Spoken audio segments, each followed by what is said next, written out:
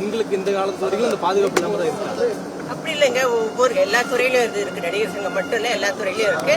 அதுக்காக இப்ப நடிகர் சங்கம் ஒரு பாதுகாப்பு கூட ஏற்பாடு பண்ணிருக்காங்க.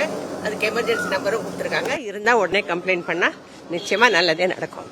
நடிகர்கள் துணை நடிகர்கள் எப்படி இந்த குழுவை பயன்படுத்திக்கணும்னு நினைக்கிறீங்க? அதெல்லாம் சொல்லியிருக்காங்க. அதுக்கெல்லாம் விதிமுறை எல்லாம் வச்சிருக்காங்க. அது எப்படி செஞ்சாங்கன்னா, இது என்னை பொறுத்த வரைக்கும் எனக்கு இதெல்லாம் வந்தது இல்ல.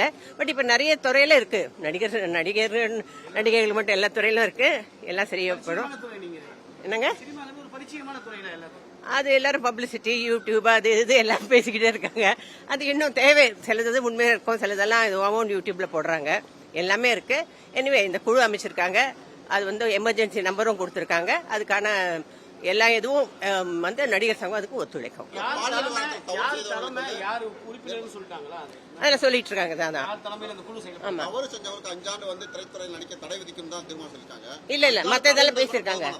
இல்லங்க, நிறைய பேசிட்டு இருக்காங்க. அதெல்லாம் வெளியிடுவாங்க. நான் சொல்லக்கூடாது. நடிகர் சங்கம் தான் அது அபிஷியலா வெளியிடணும்.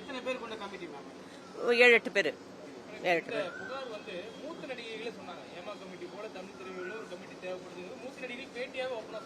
அது சொல்லுவாங்க.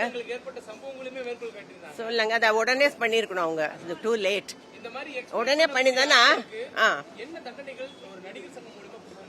அது நடிகர் சங்கம் மூலியமா இல்ல. நடிகர் சங்கம் அந்த இதை எடுத்து போலீஸ்க்கு எடுத்துட்டு போவோம். அவ்வளவுதான். ஆமாங்க, ஏன்னா நடிகர் சங்கம் கட்டடம் இப்பதான் ஆரம்பிச்சிருக்கு. முடிய போகுது இந்த மார்ச்சுக்குள்ள.